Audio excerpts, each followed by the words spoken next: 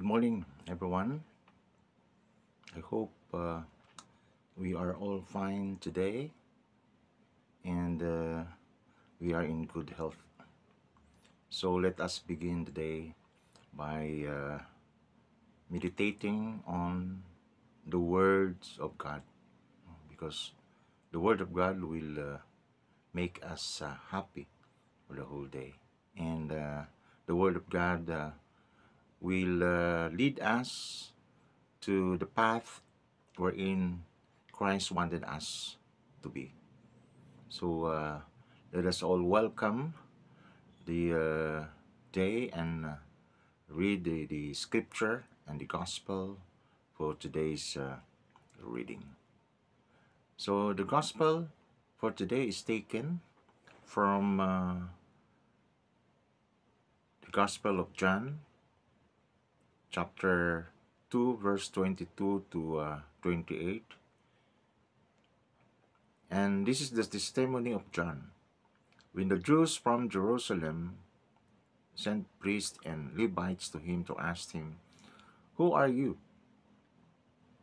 He did not deny it, but admitted, "I am not the Messiah."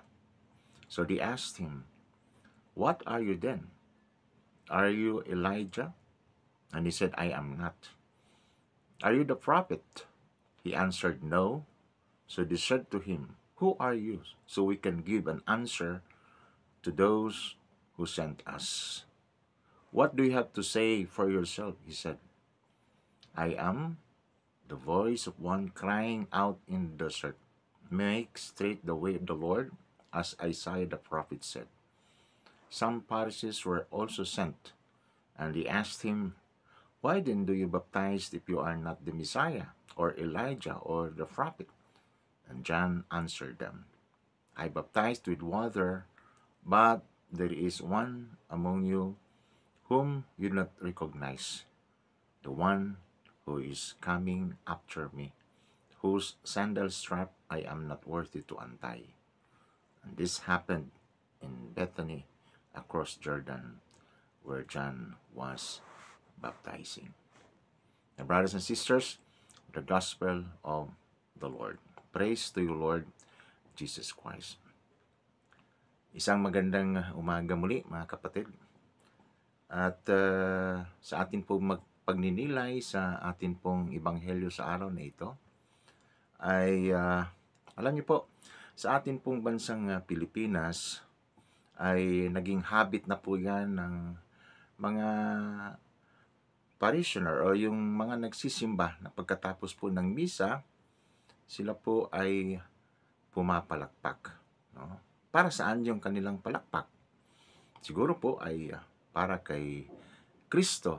At yan naman po dapat, no? Yung ating po mga palakpak pagkatapos po ng misa ay dapat po talaga ay iaalay po natin sa ating pong Panginoong Jesus. Pero alam niyo po, yung mga yung practice na yan ay minsan po ay naging uncomfortable yung mga pari, no? Yung mga pari na kung saan ay siguro sila po ay guest priest lang, hindi po sila nasasanay na sila po ay pinapalakpakan, no?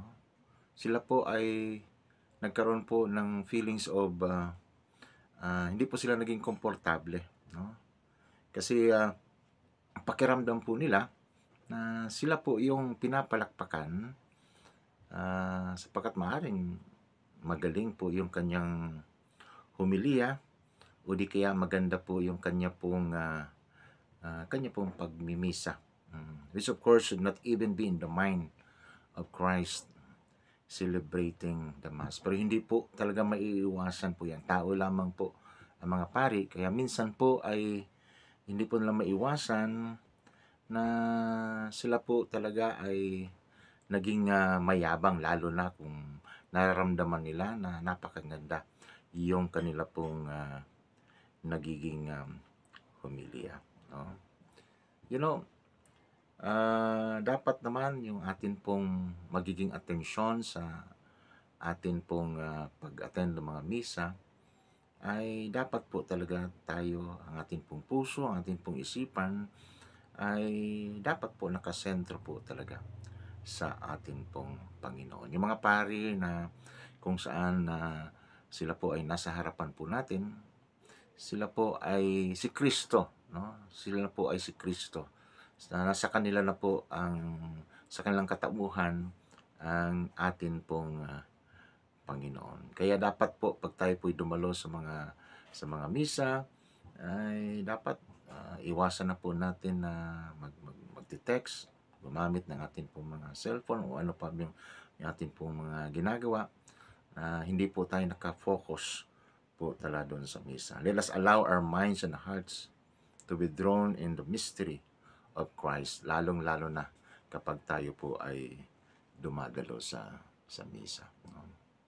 Alam niyo, tayong lahat mga kapatid ay katulad din po tayo ni Juan Bautista, no? Na kung saan ay tayo po ay gagamitin ng ating pong Panginoon upang iprepara yung daan ng ating pong Panginoon, upang dalhin natin ang iba nating mga kapatid patungo po sa ating pong Panginoon, lalo silang lumago sa kanila pong pananampalataya. Kaya sa buhay po natin, dapat po talaga natin na tularan si Juan Bautista.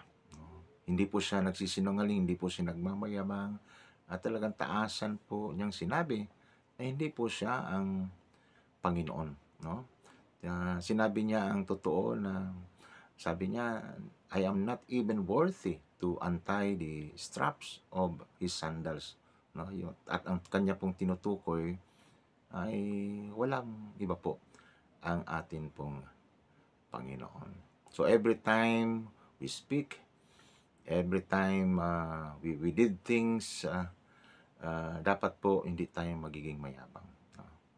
Dapat po ay tanggapin natin na tayo po ay tagasunod lamang po ng ating pong Panginoon at ginagamit po tayo na instrumento po ng ating pong Panginoon. Kaya sa taon na ito, nagsimula po tayo sa taon na 2024 at ngayon po ay pangalawang araw na po sa taon. Ang ating pong date ngayon ay January 2, 2024. So, just like the shepherds, we are overjoyed by our Christmas experience, and our joy simply overflows to others. Alam ko, masaya po tayo sapagkat Kapaskuhan na ngayon, and dapat po ay makita ng mga tao yung talagang tuwa, yung sigla po natin. No? Marami po tayong nakikita sa atin po mga Facebook, sa atin po mga messenger, sa atin pong mga stories na kung saan ay maraming pamilya na nagsiselebrate ng kanila pong Christmas, kanila pong New Year, no? At makikita natin pag kinukumpara po natin yung mga nakikita natin sa atin pong mga messenger, sa atin pong mga stories, ay medyo may pangmayaman na handa, meron namang pangmahirap na handa, meron namang iba ay nagpunta sa iba't ibang lugar, meron namang iba kasama po yung kanilang pamilya na sila po ay nagta-travel abroad o di kaya dito lamang po sa local. Pero meron tayong common, no, na nakikita po natin doon sa mga pamilyang ito.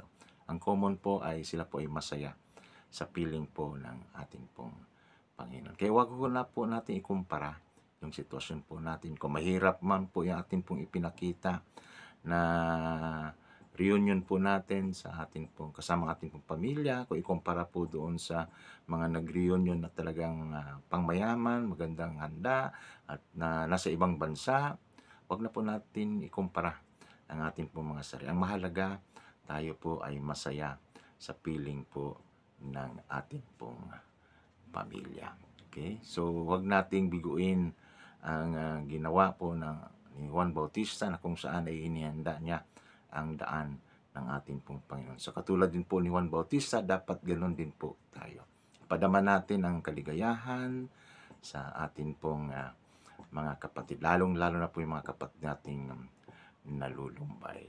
So, let us commit ourselves once again, our life to the Lord this new year, 2024, at let us offer our commitment our sacrifices, our services, para lamang po ay ah, lumago at lumawak ang kaharian po ng ating pong Panginoon dito po sa mundo. And with that, magandang umaga po sa inyong lahat, mga kapatid, and God be blessed.